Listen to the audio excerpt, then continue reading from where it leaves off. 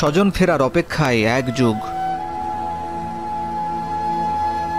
গণঅভ্যুত্থানে শেখ হাসিনা পালিয়ে গেলেও তার স্বৈরাচারী শাসনের বিরুদ্ধে যারা হুমকি হয়ে দাঁড়িয়েছিল তারা আজও ঘরে ফিরেনি।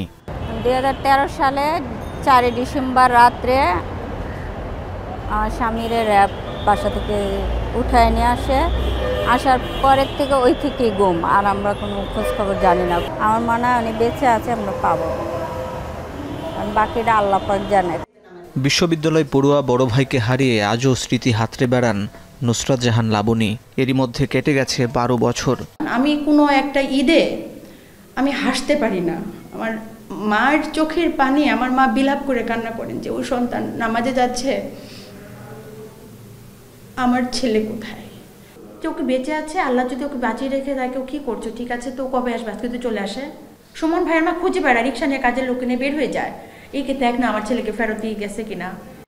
গুমের ঘটনা তদন্তে দেশের ইতিহাসে প্রথম কমিশন গঠন করে অন্তর্বর্তী সরকার, যেখানে 2010 সালের 1 জানুয়ারি থেকে 2024 সালের 5 আগস্ট পর্যন্ত গুমের ঘটনায় 1800টি অভিযোগ পায় কমিশন। এর মধ্যে 400টি অভিযোগ যাচাই বাছাইয়ে সবচেয়ে বেশি অভিযোগ র্যাবের বিরুদ্ধে।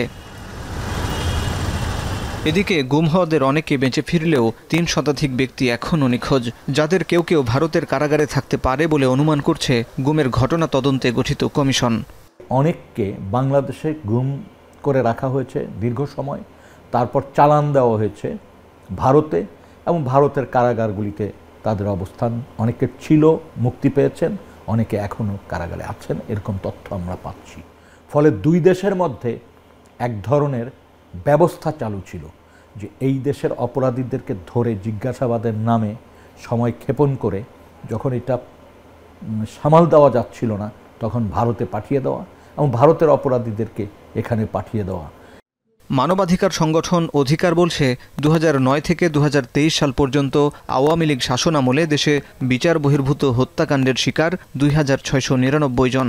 2024-এর গণহত্যা যোগ করলে এ সংখ্যা দাঁড়াবে প্রায় 4000-এ। ঘটনার বিশ্লেষণ করলে দেখা যায় নির্বাচনের আগে বিচার বহির্ভূত হত্যার সংখ্যা সবচেয়ে বেশি। জোর করে ক্ষমতা দখল ও ভয়ের সংস্কৃতি কায়েম করতেই খুন-গুম করা হয়েছে বলে অভিযোগ মানবাধিকার সংগঠনগুলোর। গোপন বন্দিশালা উন্মুক্ত করার দাবি তাদের। এত অত্যাধিক হারে মানবাধিকার লঙ্ঘন আমার মনে হয় ইতিহাসে আমাদের আশেপাশেও কোথাও হয় নাই। প্রত্যেকটা ইলেকশনের আগে এটা এত ম্যাসিভভাবে করা হয় যেন মানুষ চুপ হয়ে যায়। তৎকালীন আওয়ামী অপশক্তির উপরের কিছু মানুষ হয়তো চলে গেছে, বাট যাদের এগেইনস্টে অ্যালিগেশন, যে স্ট্রাকচারটা তো আসলে বিরাজমান এখন। মানবাধিকার সংগঠনগুলো বলছে শেখ হাসিনার শাসনামলে রাজনৈতিক প্রতিপক্ষকে দমন করা হয়েছে কঠোরভাবে, বন্ধ বা দখল করে নিয়ন্ত্রণ করা হয়েছে গণমাধ্যম। সামাজিক যোগাযোগ মাধ্যমেও শেখ হাসিনা বা শেখ মুজিব বিরোধী বক্তব্য দেয়ায় মামলা বা গ্রেফতার করা হয়েছে। গত 15 বছরে ভোটের মাধ্যমে প্রতিনিধি বেছে নেওয়ার অধিকার পায়নি জনগণ। এরকম একটি অবস্থায় নিজেদের ক্ষমতাকে কুক্ষিগত করার জন্য, ধরে রাখার জন্য তারা মূলত সব দিকে মানবাধিকার লঙ্ঘন করেছেন। ভয়ের সংস্কৃতি বহমান রাখা হয়েছে সমাজে, যাতে কেউ টু শব্দটি করতে না পারে সরকারের বিরুদ্ধে, কেউ যাতে সরকারের বিরুদ্ধে কোনো আন্দোলন গড়ে তুলতে না পারে। তারাই ঘটনা ঘটাতে সাহায্য করেছেন, নির্দেশ দিয়েছেন, এবং ঘটনার দায় সাবেক প্রধানমন্ত্রী বা তার মন্ত্রিপরিষদ এড়াতে পারবেন না। এদিকে আন্তর্জাতিক অপরাধ ট্রাইব্যুনালে গুম সম্পর্কিত ধারা যুক্ত হবার পরে প্রতিনিয়ত জমা হচ্ছে অভিযোগ। এখন পর্যন্ত 70টি গুমের অভিযোগ জমা পড়েছে। যেহেতু আমাদের এখন আইনের সুযোগ তৈরি হয়েছে, যারা যেই অবস্থায় গুম হয়েছে আমরা চাইলে এটা এন্টারটেইন করতে পারবো। Domestic tribunal but international standard maintain করে, অর্থাৎ হিউম্যান রাইটস অ্যাকনোলেজ করে যে সমস্ত এনএক্টমেন্টে আছে বিরাজমান, সেইগুলোকে আমরা কমপ্লাই করে এখানে কিন্তু আমরা সুষ্ঠু বিচারগুলো এনশিওর করব। জুলাই আগস্টে গণহত্যার বিচারের পর গুমের বিচারকেই সবচেয়ে বেশি গুরুত্ব দিচ্ছে অপরাধ ট্রাইব্যুনাল। সংবিধানে প্রতিটি নাগরিকের মৌলিক মানবাধিকার নিশ্চিতের উল্লেখ থাকলেও গত 15 বছরে বারবার প্রশ্নবিদ্ধ হয়েছে মানুষের মৌলিক অধিকার।